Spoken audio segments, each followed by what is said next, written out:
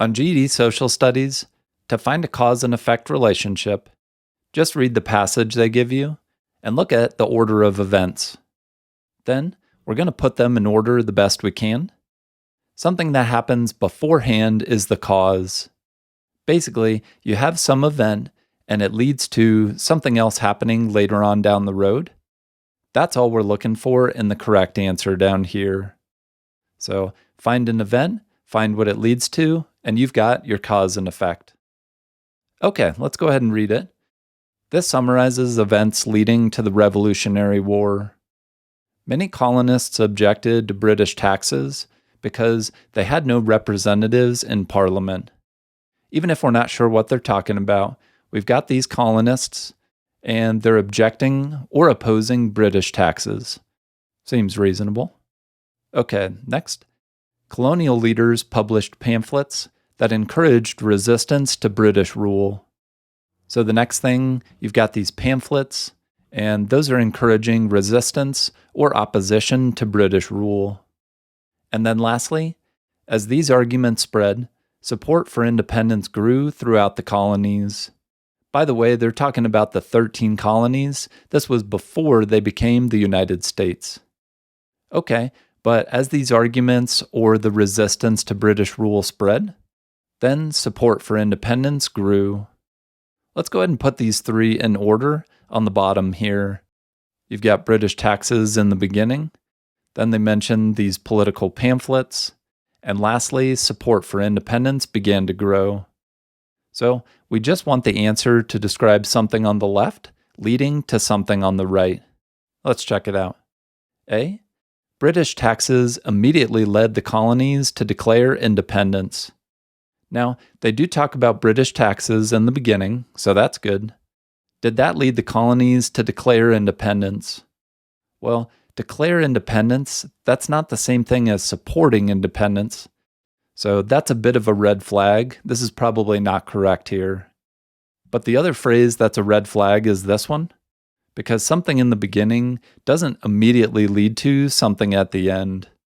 So you could say it eventually led to, but two events need to be next to each other for one to immediately lead to another one. So A, that's not correct here. Okay, B, colonial leaders encouraged colonists to remain loyal to Britain. Now they do mention colonial leaders right here. They were encouraging resistance to British rule. But that's the opposite of remaining loyal or supportive of Britain. They weren't doing that. So B, that's not correct. Okay, C, political pamphlets shaped public opinion in favor of independence. And the pamphlets, those happened in the middle of the story right here. And did they shape public opinion in favor of independence? They did, because being in favor of something is the same as supporting it. So they were supporting independence, they were in favor of it. So this middle event led to the last event. This is the correct cause and effect here. So C, that is the right one. So it is true that these political pamphlets, they did help shape public opinion as those arguments spread and led to more people wanting to support or be in favor of independence here. Okay, let's check out another one now. Once again, we've got a cause and effect going on. Let's read it and summarize. This excerpt summarizes changes during the late 1800s. Advances in technology increased factory production and reduced manufacturing costs. So basically, you've got increased factory production, or factories were producing more things at this time. Okay, next. Rapid industrial growth created jobs, but also led to dangerous working conditions and long hours. So more jobs were created, but it led to dangerous working conditions and some long hours, some negative consequences here. Then the last part, labor unions organized in response, demanding workplace reforms. Even if we're not sure what this is, let's highlight this part. Now, to reform is the same thing as improving something. So they're trying to improve the workplace conditions, or probably make them less dangerous. So that's what they were demanding, better working conditions. All right, so we've got 4 events this time. Let's look for one of these purple or pink things leading to a blue or green thing. Let's check it out. Which cause and effect is described? A. Improved factory technology eliminated the need for labor unions. Now, what about this? Improved factory technology. That's basically the same thing as advances in technology. So that does happen in the beginning. Then they do mention labor unions towards the end here.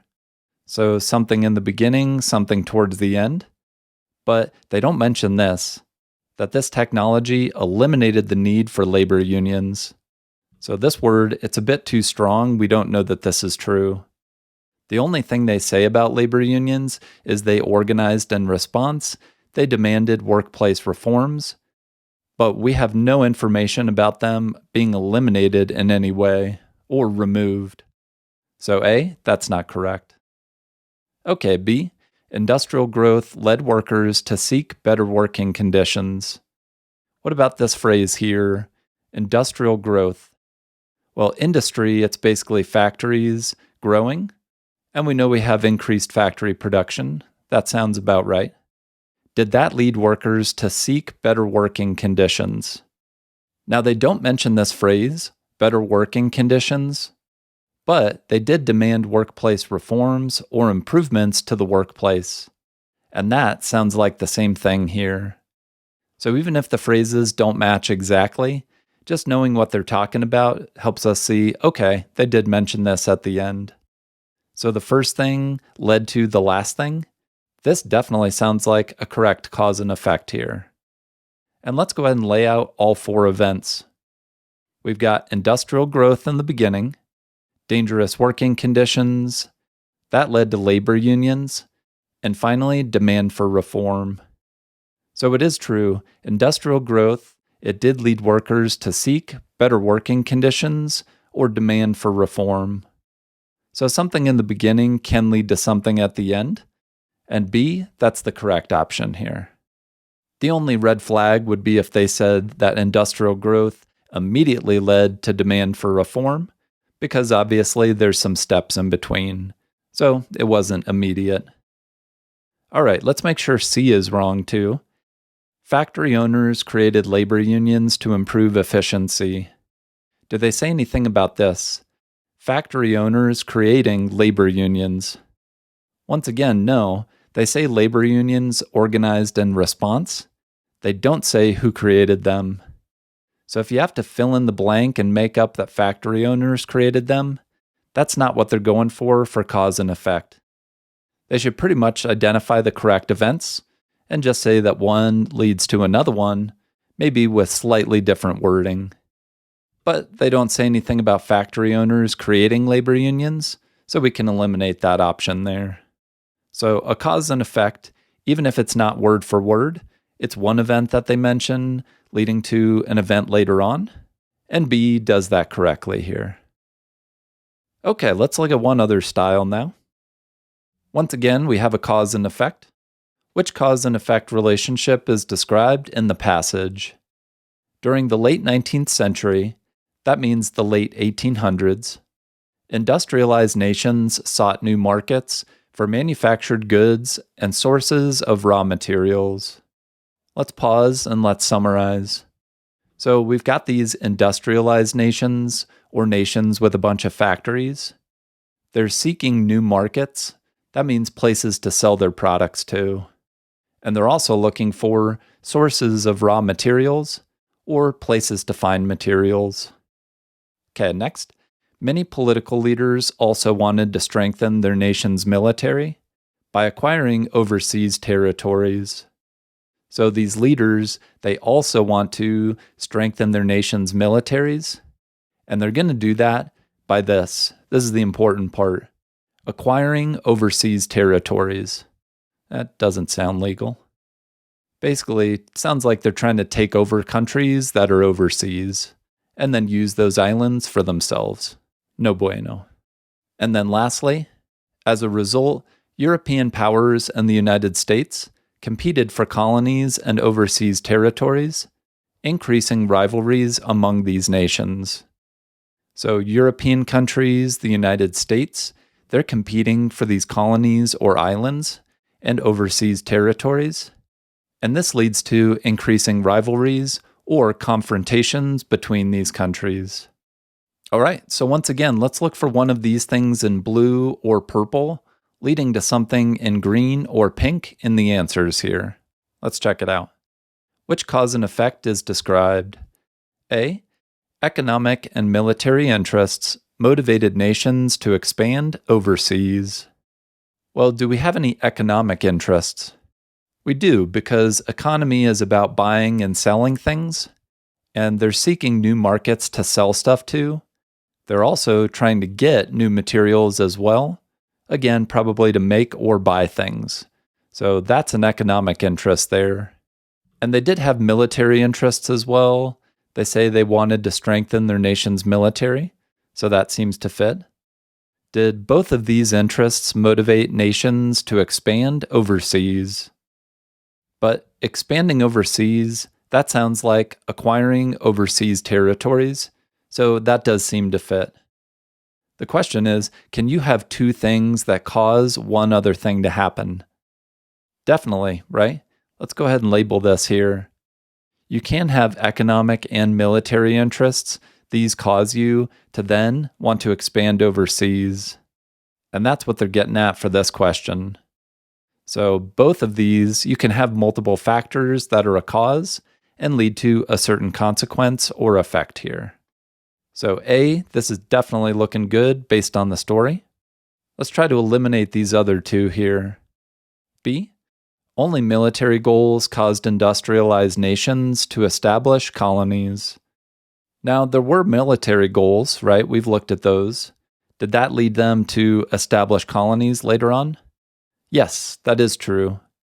But the problem is that wasn't the only factor here, right? They say that new markets, raw materials, those were factors, and they also wanted to strengthen their military.